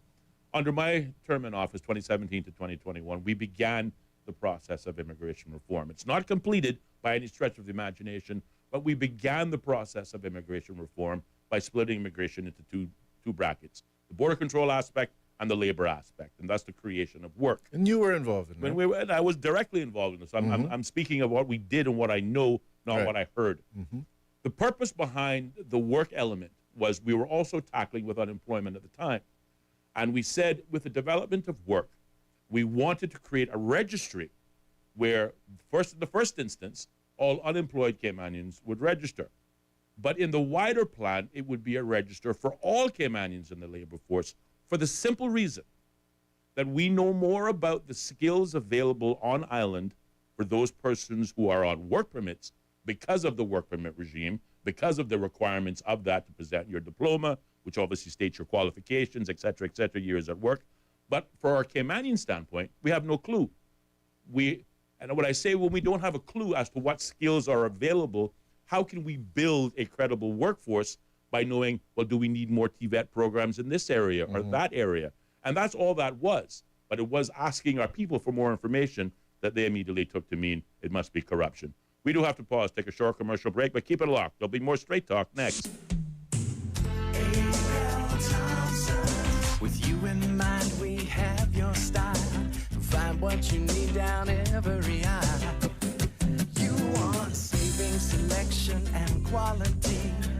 That's why we're your home store. Home store. A.L. Thompson. The way to make a home. The way to make a home. If you care about your car's performance and fuel economy, you'll want to fill up with Pure 93 at Rubis. Pure 93 is the highest pure octane fuel in Cayman and will protect against engine knock, restore its power, keep your engine clean, and will even reduce maintenance expenses while meeting international performance requirements for your car. Come fuel the difference with Pure 93, exclusively available at Rubis service stations. The BBC's From Our Own Correspondent. In today's Russia, no one is allowed anywhere near the political stage if they pose a serious challenge to Vladimir Putin. Stories and reflections from our reporters around the world. There is a major sense of insecurity here. More people are coming in from Sudan every day. From Our Own Correspondent from the BBC. The home of the BBC World Service. This is Bobo FM. How can we understand the world better? The BBC World Service is a window onto the wider world. The vantage point from which to survey a new horizon. News, reports, and analysis from around the world. Stories we think matter. Different people from different societies. We get to the heart of global issues. News, stories, and global perspectives from the BBC World Service. The home of the BBC World Service. This is Bobo FM. This is Danielle Yawowiecka with the BBC News. Hello. An Israeli security official says Hamas has handed over the bodies of 4 Israeli hostages to the Red Cross in the Gaza Strip. The Red Cross is taking them to a border crossing where they'll be identified by Israeli officials. It's part of a deal to bridge an impasse in the ceasefire agreement. Sebastian Usher is in Jerusalem. The process involves the handover by Hamas of the bodies of 4 Israeli hostages to the Red Cross. This time Hamas is doing it in private, as Israel demanded. In return, more than 600 Palestinian prisoners whose scheduled release last Saturday was suspended by Israel should be freed. That could take some hours, with an Israeli official suggesting that the last prisoners will only be released when forensic tests have definitively established the identities of the returned hostages. Once that is done, the first phase of a ceasefire between Israel and Hamas will have come to an end. There's considerable uncertainty over what will happen next. President Trump has confirmed that his Ukrainian counterpart, Volodymyr Zelensky, will visit Washington on Friday to sign an agreement on sharing Kyiv's mineral resources. Mr. Trump has indicated he won't grant the security guarantees Ukraine desires, saying Europe should do that. With a view from Kyiv, here's James Waterhouse. We're wondering what's in it for President Zelensky, why he is making this trip. We'd heard from government sources that an agreement had been reached, and we gathered at the presidential office to find out what the terms of that agreement would be. President Zelensky has long called for security guarantees to prevent Russia from breaking a ceasefire in the future. And then when we got there, the president said, we're just hoping this will lead to future agreements. This is just a framework. And I think what Ukraine is hoping is that there will be a domino effect that will make the US increasingly want to intervene in a post-war Ukraine to keep it functioning and existing as an independent country. The Trump administration has revoked an agreement with Venezuela which allowed it to export some of its oil to the United States and other countries despite economic sanctions. The concession enabling the American company Chevron to extract Venezuelan oil was approved 3 years ago. The UN's World Food Programme says thousands of people could die after it was forced to withdraw from the Zamzam refugee camp in western Sudan. The camp in North Darfur state has been caught up in heavy fighting between the Sudanese army and the paramilitary RSF. Edem Warsonu is a senior aid official with the United Nations. Terrified civilians, including humanitarian workers, were unable to leave the area when the fighting was most intense. Many were killed, including at least 2 humanitarian workers. In North Darfur, civilians remain under attack. Violence in and around the Zamzam displacement camp has further intensified. You're listening to the World News from the BBC. The Parliament of Bosnia's majority Serb region has rejected the conviction of its leader, Milorad Dodik. The Republika Srpska president was found guilty of ignoring the rules of the International High Representative, but a resolution in the National Assembly claimed the ruling was unconstitutional. The far-right Romanian politician Călin Georgescu has called his arrest on Wednesday a desperate initiative by the Romanian authorities backed by Brussels. Mr. Georgescu is accused of supporting a fascist organisation.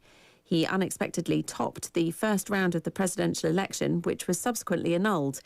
He was detained on his way to register for May's rescheduled poll. Here's our Central Europe correspondent, Nick Thorpe. I would fully expect the Constitutional Court or perhaps the Central Electoral Bureau to find someone under suspicion or who's been charged with such serious offences. It seems pretty unlikely that they would allow him to run. There is a precedent for this. Just before the first round of the presidential elections last November, another far-right candidate, Diana Sosoaka, was banned from running because she was seen as threatening the constitutional order. So it's very unlikely that Călin Georgescu will be allowed to take part in an election in which he was clearly the front runner. The owner of the Washington Post newspaper says it will no longer run views opposed to personal liberties and free markets on its opinion pages. It's the latest editorial intervention by Jeff Bezos, the founder of Amazon. He had already blocked the paper from supporting Kamala Harris in last year's presidential election. The American actress Michelle Trachtenberg has died. She was 39. She was best known for her roles as Buffy's younger sister in Buffy the Vampire Slayer and later as the manipulative socialite Georgina Sparks in Gossip Girl. Police in Manhattan said the death of the actress was not being treated as suspicious. BBC News. The views and opinions expressed on Straight Talk with Austin and Ellio do not necessarily reflect or represent the views of Stingray Media, its staff, or contributors. Callers to the program accept full responsibility for the views expressed. The show host and affiliates are not liable for any statements made or any harm claimed. All callers to the program indemnify Straight Talk from all claims. Offensive, defamatory, or unlawful content will not be tolerated. Be a part of the conversation by calling 745-2626. Now, here's Straight Talk with Austin and Ellio on Bobo FM. And welcome back, to more Straight Talk here on Bobo FM. We're your host, Ellio Solomon, myself, Austin Harris.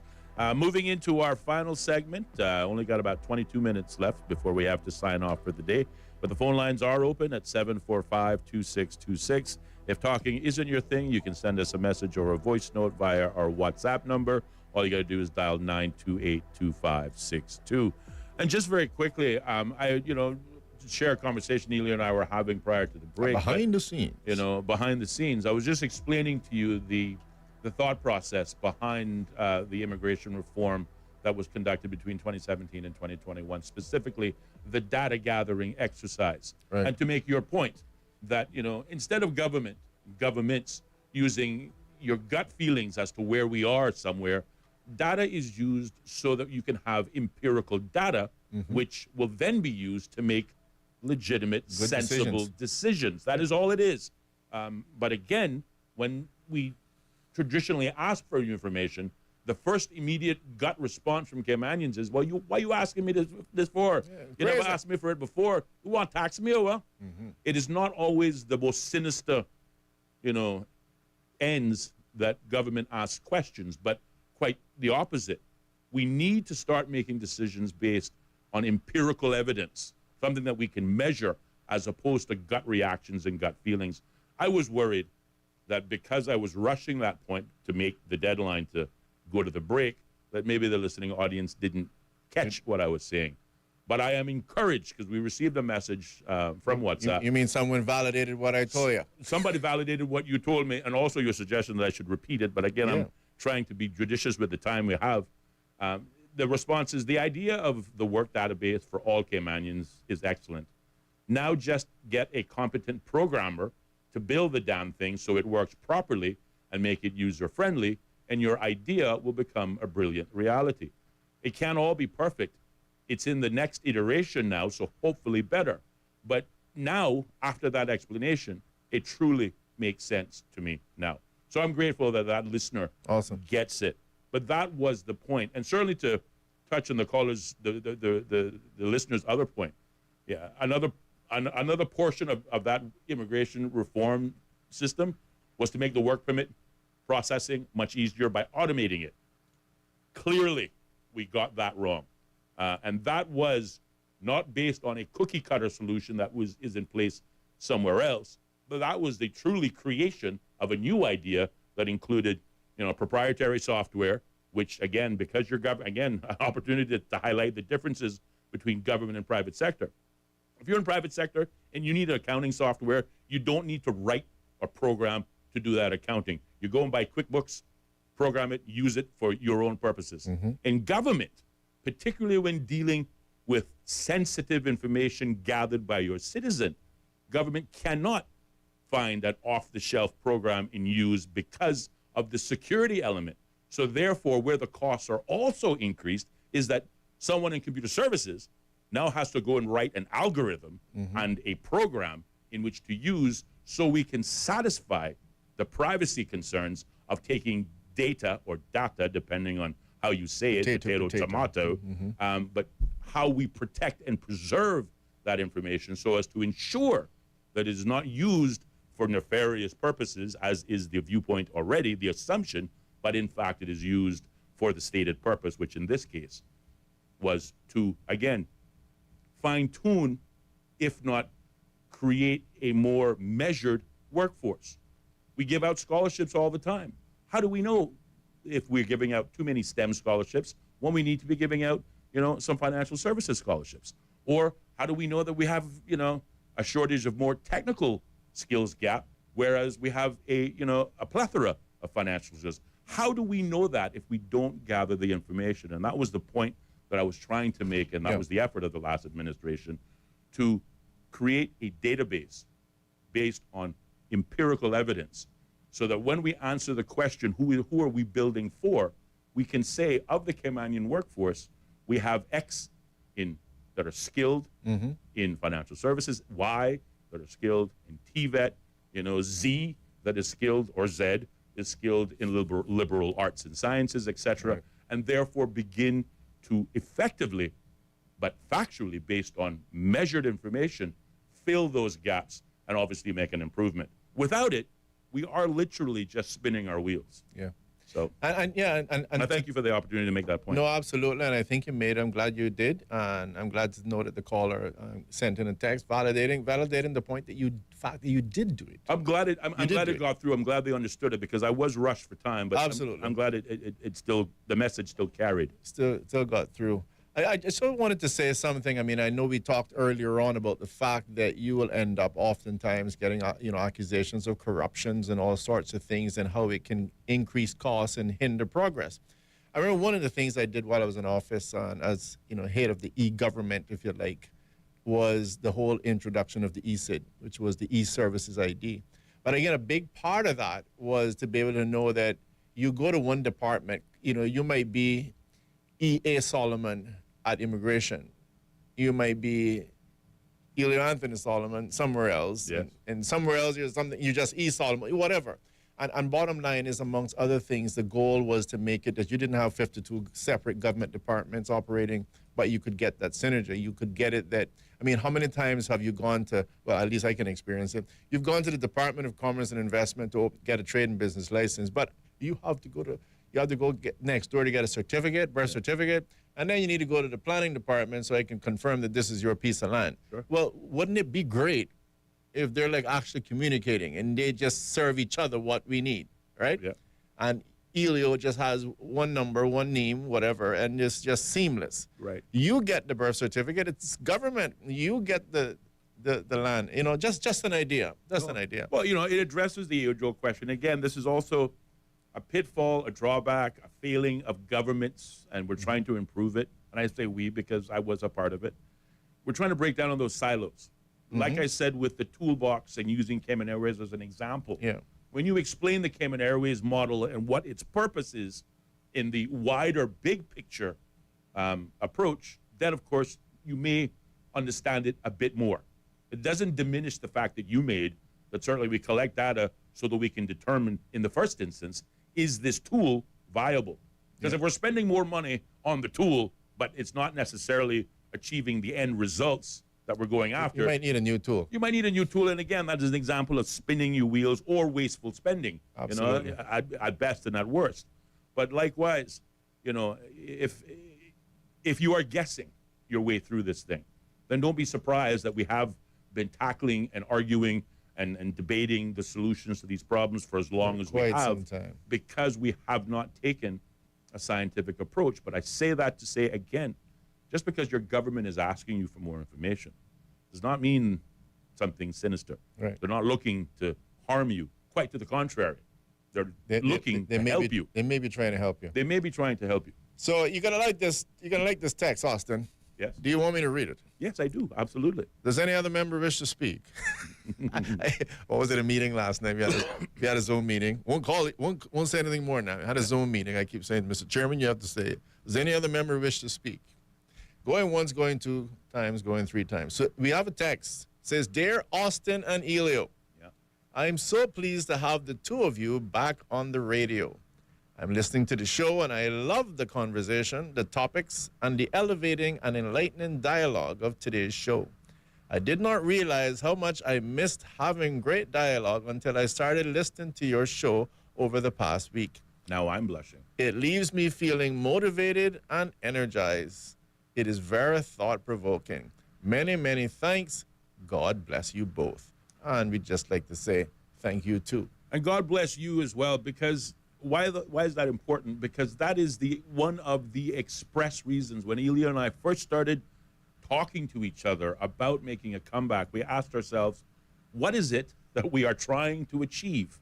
Other than the sheer fact that once upon a time, you and I were lightning in a bottle. We had never worked in radio, never worked in this live environment before. But from day one, it seemed as if we had been doing this forever or forever, depending on who you ask. But that doesn't happen too often. So we asked ourselves, how will we be different this time? What are our objectives? And that comment is, in my case, certainly, and I know it's in your case, the reason we got back together again. Because we had not had those high-level conversations on the sticky issues that impact us every day, but we don't look at the bigger picture anymore. We look at the small picture. I have a small picture. I look at it every day. I take it out and put it in my pocket. That's all well and good. but there is a micro and a macro. There is Yeah. a small picture and a big picture. And we have to oftentimes see the connections between the two to see how we are actually going to fix it. Otherwise, we are going to continue to spin our wheels, have these conversations over and over again, and to the chagrin of the listening audience, or worse, the voter, they walk away feeling not optimistic, but pessimistic about the future, because they say things like, why vote? Nothing changes. Right. Well, again, Yeah, this so might that- be one of those reasons why. So negative. But I want to highlight two things. One, thank the listener for sending that text, taking the time out to invest in us by sending us that. You make us now feel motivated, so we greatly appreciate it. And Austin, I want to thank all the callers, first of all, that has been calling into the program. I see the numbers continue to grow, and I greatly appreciate it. But I wanted to highlight one particular one that I think is relevant to this particular conversation. Yeah. You remember the gentleman that called in and said, guys, I've been thinking about what you were talking about last week. Yes. And I'm flattered by that, because I think that's one of the things we want to achieve. Actually, when you can have an intelligent dialogue that keeps you thinking for a week. Yes. I've been up thinking about this. Good. I mean, my mind, my brain has been scratching the top of my head. That's good. And I just want to thank all of the persons who are listening, in particular all of those, again, who take the time out, invest, call. And I know that those numbers will continue to grow. Yes. But Austin Harris and myself, Ellio, I'm going to plan to sit right here and do our best to educate, enlighten, and elevate, make the topic something of absolute interest that tickles your brain for a week until you call in to the program. Indeed. So that is our goal, our plan. Sometimes we nail it. Sometimes we may miss the mark, but certainly Sure our trying. intentions are exactly as we have stated. And certainly I'm just thrilled to know that those intentions are being heard, translated, and if not resonated or resonating with our listening audience. Proper grammar is everything. But yeah, so I'm delighted by that as well. We have 10 minutes to go. Now, the question is, how do we spend that time? I read something today that I want to share because I thought it was very well written and thought-provoking. It is not necessarily very complimentary to at least one of the political parties, but when taken in context with another comment, I think it brings about balance. And I think now, if I don't say it now, then I doubt we will say it after nomination day. And I'll tell you why. Nomination, we're 5 days away from nomination day, from the actual physical start of the election silly season. And the challenge for talk show hosts, you and I, is how to maintain fairness and balance across the board. And I think it lends itself to the conversation you were having about the fairness or unfairness of these new billboard requirements, and why do we, call out one person but not the rest. Right. Our goal here is not to decide for you who you should elect. Our goal here is not to join the never-ending chorus of beating up on politicians and leaders unjustifiably. They do sometimes need some correction, and, well, if they need a rod of correction, there's Ellio Rod 1 and Austin Rod 2 that aren't, ashamed to use it. But that is not the goal here.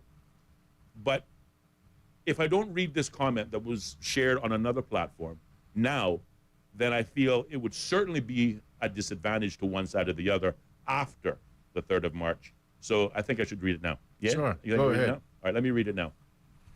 This is a commentary that appeared in, where is it? I had it up nice and prompted and starred and ready to go. But it's a good thing, because I planned ahead. I also copied and pasted it in case it got taken down for whatever reason. I want to share this with you. This is a viewpoint coming from the readers of Cayman News Service and can be found in the CNS election viewpoint section. And it's called Frankenstein's Monster of Caymanian Politics. Now, I will say this right off the bat. This is not very favorable to the PPM administration. These comments do not put them in a very positive light.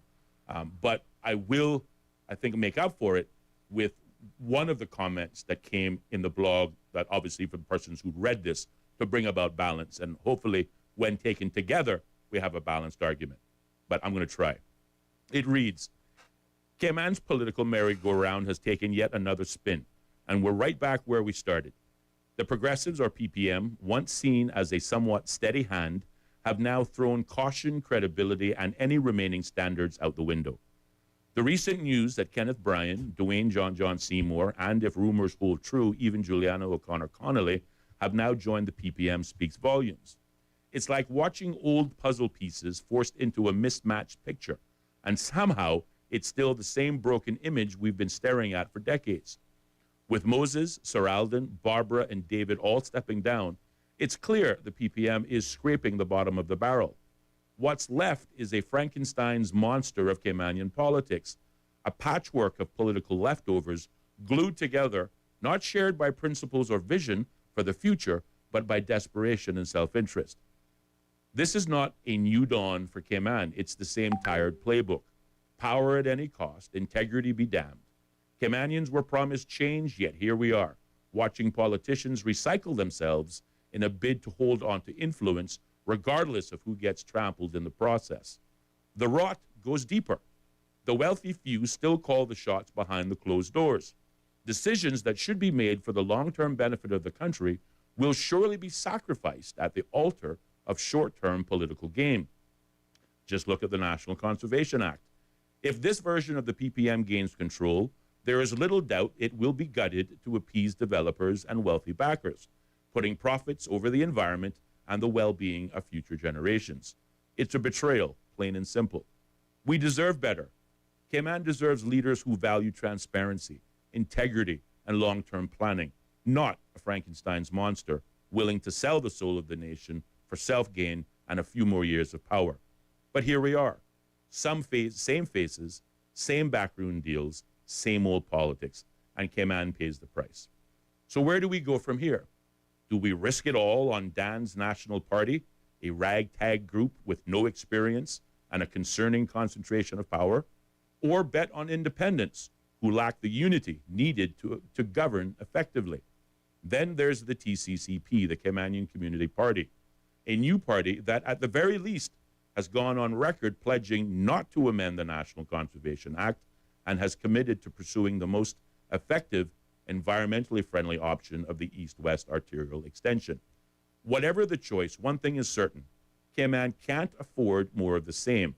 It's time to break the cycle, and that starts with not handing power back to the PPM. Now, that was the viewpoint.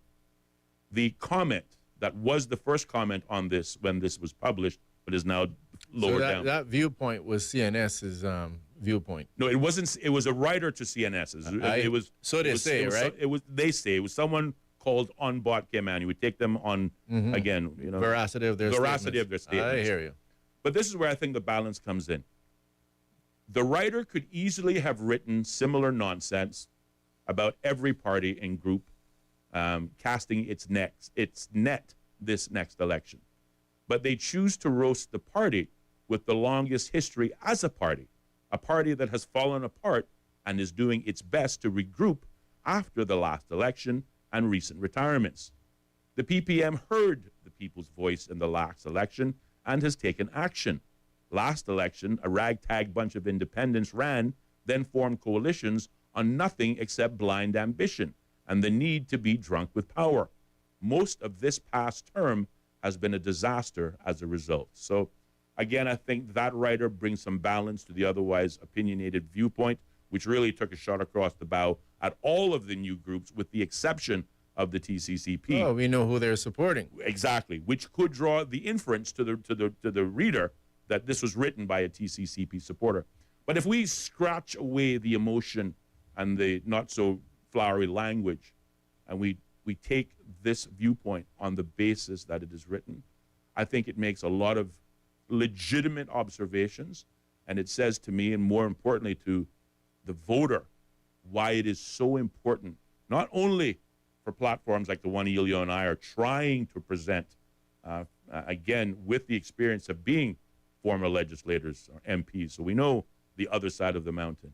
But likewise, it is so important that you understand what the high-level issues are, what the big picture issues are, so that then you can understand what the smaller moving parts and recognize them for what they are, and in turn, select what you think, we think, is the best possible choice to govern over us. And that has to begin by exercising the right to vote. And you know, Mr. Harris, I'm going to put it nicely for yourself and the listening public. that, of course, I have already stressed that CNS, is my humble opinion, to put it nicely, has a slant. And that viewpoint, I could call names, but I won't, because I wouldn't even give them the privilege of having me call their names on this radio station. But they're going to write that particular viewpoint because I listen and I read the South Sound chat every day, and they are just supporters of TCCP, and that's fine. But again, we had this discussion earlier on, either this week or last week. I take issue, and hope that you remember the discussion. What I take issue with is when somebody is trying to do something insidiously. It's like I'm trying to pretend. Yeah. I'm hiding, I'm concealing what it is that I'm really trying to do. He said, I don't have a problem. My friend Ada Thompson came in here yesterday. I support the CINP. Yeah. I don't have a problem with that. He made a clear declaration. There's no hiding anything. Yes. You see? But what that is an attempt to promote your party by tearing everybody else down, because that's standard politics. You wouldn't want to win the race by running faster. You grab them by the shirt, you know? So that particular person, that I won't call his name, is trying to drag people by the shirt, hold them back so that your party can win. And again, most importantly, doing so in a very insidious way and deceptive way, because I can't obviously declare my true intentions. But that is what's actually happening there, and I want you to pay careful attention to it, that don't be fooled by all that nonsense. At the end of the day, to Austin's point, we believe that we need to be here to facilitate persons, all of those candidates, in the best way that we can, to get that message out to you so that you can make an informed decision. Absolutely. And yes, if somebody talks some nonsense, like the person who authored that viewpoint, then I will definitely say that it's nonsense. Yeah. And it is clear. They were knocking independence. They were knocking the PPM. They were knocking... what's the other one? Dan Scott's group. But again, 10 seconds. Oh, but not TCCP. Right. All right, ladies and gentlemen. We call it like we see it. The name on the door is Straight Talk. Join us tomorrow right here on Bobo FM. The BBC on Bobo. This is the